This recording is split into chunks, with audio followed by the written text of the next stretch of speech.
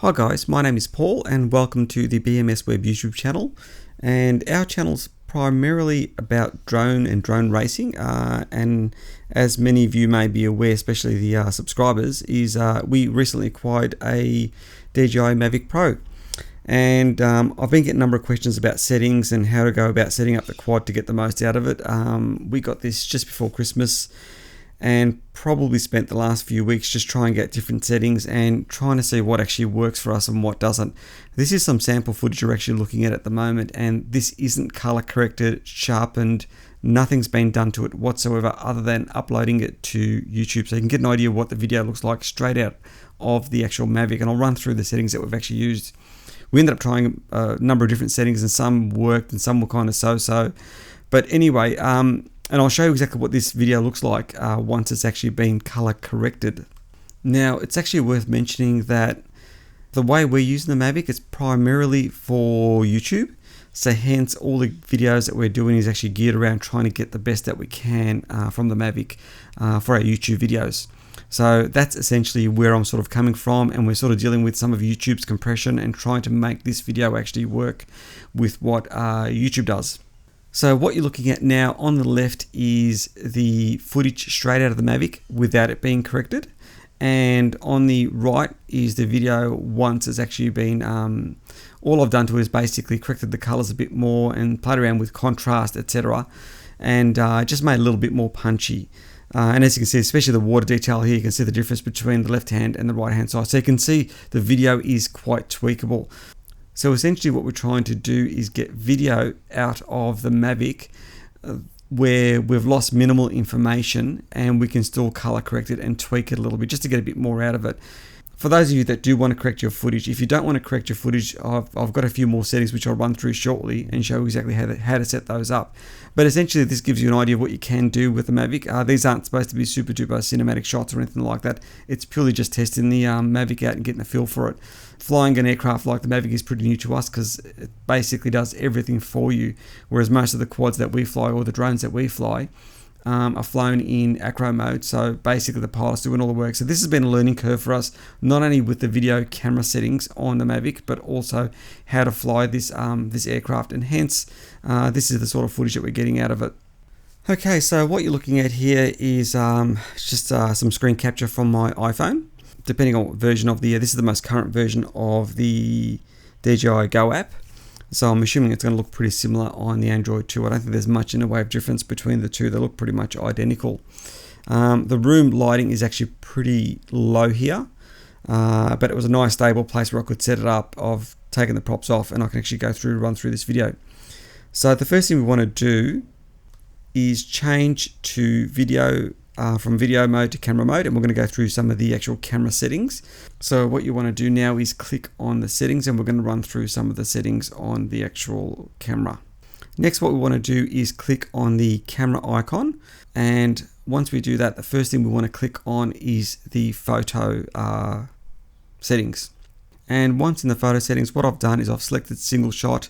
There's obviously the option for HDR, multiple shots, etc. We can run through those a little later on in a future video. So I'll leave that one as is for now. And moving right along, we're going to go back and we're going to select the image size. And I've got it set to 4:3. Now the reason I've got it set to 4:3 and not 16:9, you can set it to 16:9 if that's what you want, but keep in mind you're not using the full sensor.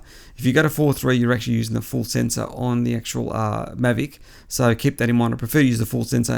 If I still want a 16:9 image, I can actually crop that down to size if need be. So we'll click on back, and next thing we want to have a look at is the image format. Now, if you don't want to spend a heap of time editing your pictures, you may be better off going with JPEG mode. But I've been shooting all my images in RAW mode only because it just gives me so much more leeway in applications like Photoshop, etc., to actually tweak the pictures. So if you are into editing your pictures and you want to get the absolute most out of it, you're better off actually using RAW. It's going to be a larger image, but it's just that's going to be your choice. For me, it's a no-brainer. I prefer the better quality image and an image that I can actually tweak more. Oh, and you can take obviously JPEG and RAW, so keep that in mind too if you want the best of both worlds. And we'll click back. So the next thing I do is I use custom white balance, and if you move it to the right, you can see the image goes yellowish. Move it all the way to the left and you can see you've got a very, very bluish image. The reason I use custom as opposed to the auto, now the interesting thing is I noticed the Mavic does a really good job on auto. There's no two ways about that at all. But the problem you run into is sometimes when the quad is actually turning from point A to point B, or you switch it off and switch it back on again and fire up in, say, in a shadow area, etc., what you end up is with video clips from the same day where the colors are different. And trying to edit video where the colors are actually different is so hard to get them to actually match. So I prefer to actually do this manually. You're just going to have to look at your actual iPhone or your Android device and try and get the colors as accurate as possible. And I prefer to have those colors slightly out and have that color temperature slightly out, but have it the same throughout the whole video shoot. And that way I know I can correct it and the video is going to look the same, rather than have 3 or 4 different clips with 3 or 4 different color temperatures, which just drives you nuts trying to actually match those. So what we'll do is go back. So the next thing we'll have a look at is the style. Now, the first number represents your sharpness, how sharp you want the image. The second one is the contrast. And the third one is the saturation. So how rich you want those colors. Now, I've got mine set to +1 for sharpness, and that seems to be just right for the video resolution that I'm actually using, which I'll touch base on shortly. And for the other two, for the contrast and saturation, I leave it 0. And I find those numbers seem to be working well for me. So what we'll do now is go back and we will select color. And I'm using DJI. Now, there's a whole range of different options you've got there. I actually was really looking forward to using D-Log, only because it was a flatter image, but I found the image was just so flat and just so muddy looking. It was terrible. I was actually horrified because that was one of the first profiles I actually ran, and I realized I could do barely anything with it in post to actually, the pictures just looked terrible. I just didn't like it at all. And DJI seems to be quite good in the sense that you've still got a lot of detail in your video, as I showed you earlier on, and it's still got reasonably rich colors without it being oversaturated, so you can still tweak them depending on what you're trying to achieve. I just find it works really, really well. And as you can see, the video I uploaded before, even in its raw format, was still acceptable. And what we'll do is go back. So the next thing we want to do is actually hit the little icon next to the camera. And the first thing we're going to have a look at is the histogram. As you can see, the histogram's on. It's on the left-hand side of the screen. I'm going to switch it off on the right. And when I switch it off, you can see it's disappeared. Switch it back on again, and it should reappear. Now you can move this guy around wherever you want on your screen by just picking him up and moving him. And the good thing about the histogram is it gives you an indication whether your image is properly exposed or not. Now the problem you have is you're using these little mobile devices and you're usually out in bright sunlight or a bright day, and you can't really tell whether you've actually exposed the image correctly, especially if you're not using auto exposure, which I don't recommend actually doing. I prefer manual exposure where you've got a bit more control and you can expose things correctly. So this will give you an indication whether the image is leaning towards the dark side or if it's too bright. And it'll allow you to actually achieve a well-balanced image. So what we'll do is actually, I'll switch this guy over to manual mode so I can actually show you. That's in manual mode now. And as you can see, that is pretty much a well-balanced image. Your whites are white, your blacks are blacks, and you don't want it leaning either direction. You don't want it leaning towards the black, which is the left, or leaning towards the whites, which is to the right. So this will basically give you a good idea whether your image is actually exposed correctly or not. So what we'll do is go back into our settings. And we'll scroll down here. And the first thing we want to do is make sure we have the grid on.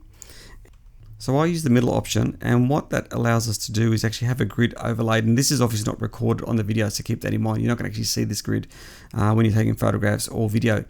But what this grid allows us to do is actually, first thing, let us know whether we've sort of framed things properly, whether we're using the rule of thirds, etc. If you're shooting a landscape, you know, whether you've got a third sky and 2/3 ground, etc. Just the typical photography, videography tricks that we're sort of used to. But more so, especially with what we're doing with drones, it allows you to actually see whether your horizon is actually level. So that's the other advantage. You'll know if something's not quite right. That's where it becomes really, really handy. So the grid's on there basically for two reasons: making sure the actual camera is actually leveled correctly, my horizon's leveled correctly, and I also use it for framing things and making sure things are framed correctly. And what we'll do is go back and we'll click on the anti-flicker. Now I've got mine set to 50 Hertz. The reason I've got it set to 50 Hertz is because I live in Australia and that's what we use.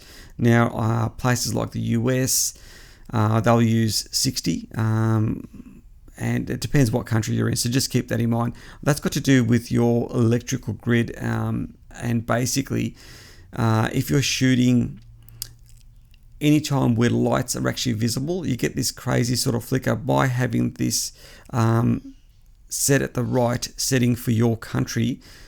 Street lights will just look like street lights. You won't get any flickering happening or anything like that at all. So just get that right for your country. Once you've got that set, you shouldn't have to actually worry about it. So what we'll do is go back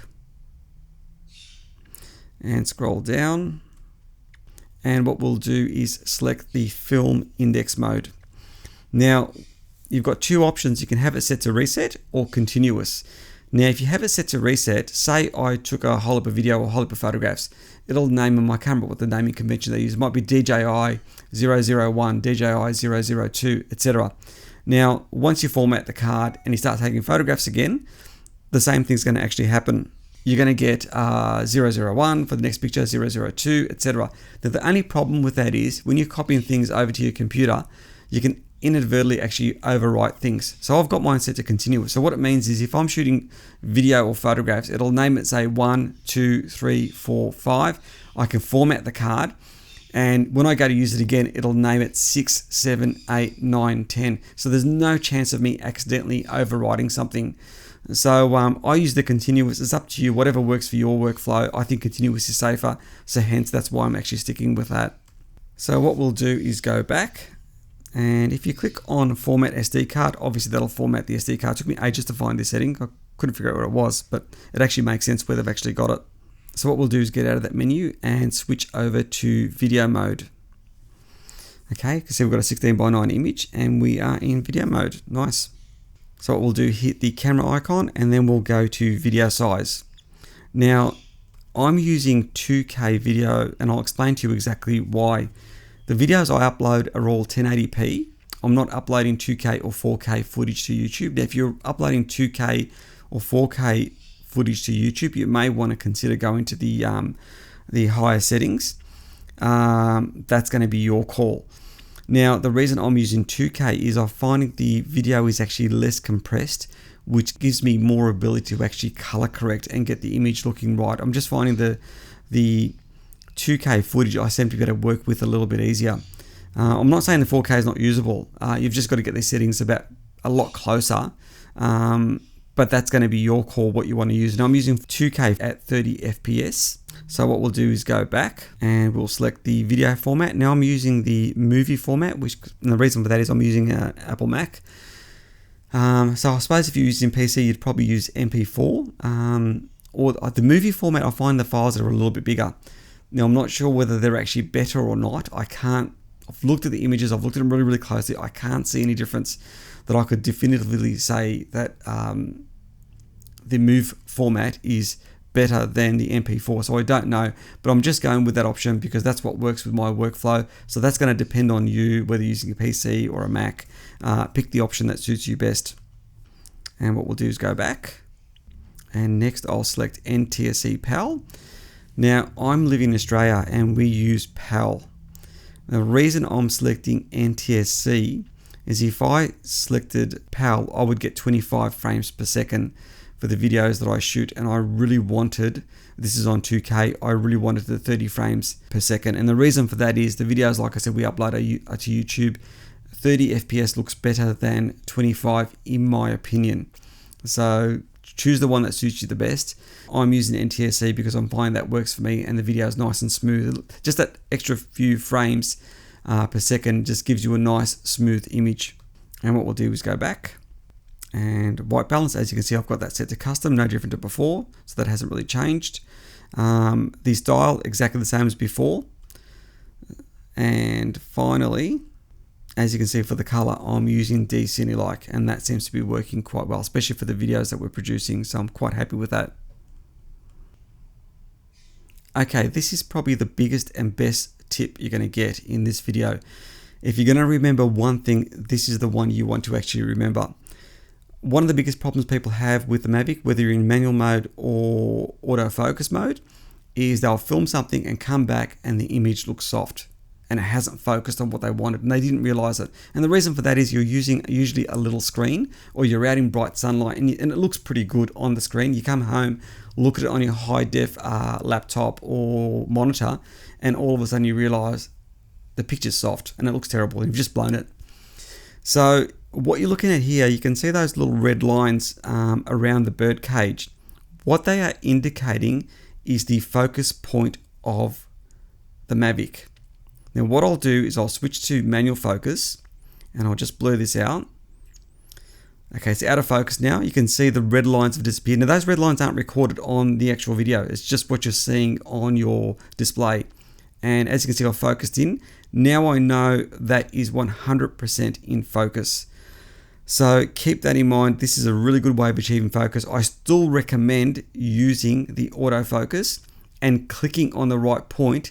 But the beauty of this, if you don't see those red pixels around what's supposed to be in focus, you know that without a doubt, what you're shooting is out of focus. So keep that in mind. It's a really, really good option to have on. And I'll show you exactly how to switch that guy on. So what you do, go into the main menu and you want to click on those three little dots on the bottom for the settings. And what you want to do is look at the peak focus threshold, and I've got mine set to 90. Enable that and then you'll know without a doubt what's in focus and what isn't in focus, and you'll never miss a shot again. So a really, really worthwhile option to have switched on. Doesn't look very nice on the screen, but you know things are in focus. So I don't use manual focus, I use the autofocus on the camera, and I just click what I want in focus and it achieves focus straight away, and I can tell without a doubt that what I'm looking at is 100% spot on. So anyway, that was a quick rundown on the settings that I'm using at the moment.